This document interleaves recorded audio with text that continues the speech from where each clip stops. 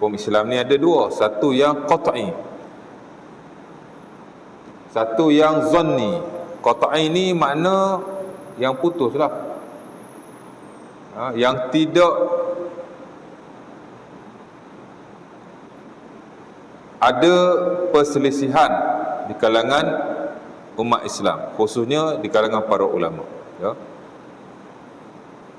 Ia ada perkara yang disepakati sejak zaman Rasulullah SAW ataupun zaman sahabat Nabi sampai ke hari ini dan sampai hari kiamat. Dan kebiasaannya ia melibatkan perkara yang asas-asas dalam agama. Kebiasaannya lah ya. Itu qat'i. Yang mana sebagian besar daripada kita tahu hukum hakam qat'i seumpama itu. Minum arak, semua orang tahu haram kan? Tak mungkin ada orang yang akan kata arak adalah halal. Tak mungkin lah. Sebab itu kita kata ia qat'i. Kerana Allah Ta'ala menaskan dengan jelas dalam Quran. Saya dah baca ayatnya, ya. Hadis Nabi pun banyak, dan ulama telah ijma' atau sepakat dalam hal itu. Itu panggil qat'i. Hukum sembahyang 5 waktu wajib qat'i. Takkan ada orang yang kata hukum sembahyang 5 waktu tak wajib, sunat ke, ya, haram jauh sekali. Hukum puasa di bulan Ramadan qat'i, wajib. Takkan ada orang yang kata tak wajib. Itu dipanggil qat'i, ya. Dan begitulah hukum-hukum yang lain, hak-hak very basic lah, ya. Kadang-kadang sebahagian besar daripadanya ialah al-ma'lum fid din bid-darurah. Semua orang tahu, ya. Atau orang bukan Islam pun tahu juga. Bukan tu orang Islam saja, orang bukan Islam pun tahu. Anak-anak kecil pun tahu, ya. Tinggal lagi nak buat tak buat saja. Itu dipanggil qat'i. Dan sesiapa yang engkar hukum qat'i seumpama ini, dihukumkan kafir oleh majoriti para ulama. Ya. Siapa yang menafikan hukum yang qat'i, betul-betul qat'i lah, ya, maka murtad. Sebab itu bila kita belajar tentang asbabur riddah, sebab-sebab murtad ni ada banyak. Salah satu ialah menafikan hukum hakam yang telah diputuskan secara qat'i dan ijma', ya. Satu lagi dipanggil hukum yang zanni. Zanni ni maksudnya hukum yang tidak qat'i, lawan dia lah. Satu qat'i, satu zanni. Zanni ni makna yang tidak qat'i, yang berlaku perselisihan di sana sini, terbuka kepada pendapat yang pelbagai, dan kadang masing-masing ada pandangan masing-masing. Sebabnya banyak. Mungkin kerana tidak ada nas yang jelas dalam hal itu, ya? Nas tak ada. Ataupun kita kata tidak ada nas yang spesifik. Mungkinlah, ya. Nas ada lah, tapi nas yang am, tak ada nas yang very spesifik, ya. Ataupun ada nasnya tetapi bercanggah antara satu dengan yang lain, ya. Ada riwayat Nabi buat lagu ni, ada riwayat Nabi buat lagu ni, ya. Itu zanni. Mungkinlah ada hukum yang terbaik di kalangan hukum-hukum yang zanni itu. Sebab bila sebut zanni, dia ada banyak pendapat para ulama. Of course lah, dalam banyak-banyak tu ada pendapat yang paling bagus, yang paling kuat, yang paling rajih, ya. Mungkinlah. Tapi ia masih zanni dan masih terbuka kepada khilaf, ya. Banyak.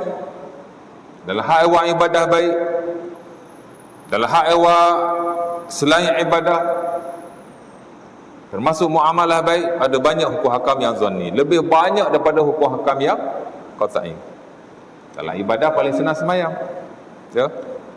Ulama sepakat membaca Al-Quran adalah wajib dalam solat. Baca Quran sepakat qat'i, ya, kerana Rasulullah SAW solat menggunakan baca Quran. Tapi apa yang nak dibaca? Zanni. Sebagian kata wajib baca Al-Fatihah, tak baca tak sah solat. Tapi sebagian yang lain kata tidak, as long as baca Quran, that's it. Awak zanni, ya. Dan begitulah yang lain, ya. Kadang-kadang tak melibatkan sah dan batal lah, dia hanya melibatkan perbuatan sahaja. Macam kita nak turun sujud, nak turun kaki tangan dulu ke nak turun lutut dulu, ya. Ada ulama kata macam ni, ada ulama kata macam ni. Ada hadis Nabi atau para sahabat turun tangan dulu, ada hadis sahabat turun lutut dulu, ya. Duduk istirahat sunnah atau tidak? Tadi nak turun lutut dulu ke tangan dulu ke? Tuan-tuan turun kaki dulu, lutut dulu ke tangan dulu? Of course lah memudahkan turun lutut dulu, ya tak? Yang standard dalam mazhab Syafi'i pun turun lutut dulu.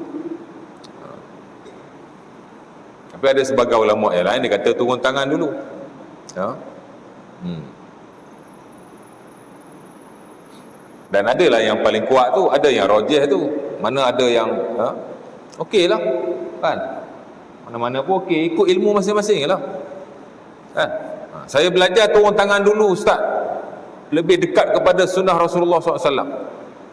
Okey, saya belajar turun lutut dulu ustaz, hak ni hak nampak hak lebih afdal. Okey kan, tak ada apa nak gaduh.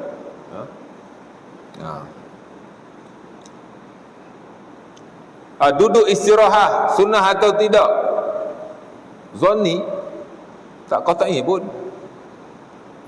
Imam Syafi'i rahimahullah dalam Al-Um dia kata tak sunnah duduk istirahat. Al-Um, buku Al-Imam Syafi'i rahimahullah yang paling latest, dia kata tak sunnah. Tapi dalam Al-Muzani dia kata sunnah. Dua-dua ni buku Al-Imam Syafi'i rahimahullah yang latest. Tapi yang paling latest Al-Um. Banyak hukum kita ambil Al-Um, tapi sebahagian kita tak ambil Al-Um. Kita ambil dalam Al-Muzani, kita ambil dalam Al-Buaiti, kesemuanya adalah buku Al-Imam Syafi'i rahimahullah, ya. Kita kata Imam Syafi'i ada fatwa baru, ada fatwa lama, agak bercanggah antara satu dengan yang lain. Sebenarnya fatwa baru pun ada yang bercanggah antara satu dengan yang lain. Kadang-kadang fatwa baru dia pun ada dua. Samalah lah konteks duduk istirahat. Kita duduk ustaz kata sunnah. Sebab sebahagian ulama atau majoriti melihat duduk istirahat itu lebih dekat kepada sunnah Rasulullah SAW. Tapi yang standard dalam mazhab Syafi'i duduk istirahat, ya. Ada ulama Syafi'i yang pertengahan. Al-Imam Abu Ishaq Asy-Syirazi, tokoh besar mazhab Syafi'i sebelum An-Nawawi, dia duduk tengah-tengah. Kalau perlu duduk, kalau tak perlu tak duduk, ya. Zanni, open kepada perselisihan, ya. Jadi bukan isu lah. Dan banyak lagi hukum hakam zanni yang lain. Of course lah dalam hak awal yang furu' hok betul-betul ranting, hok kecil-kecil kan. Masing-masing ada pendapat masing-masing, ya.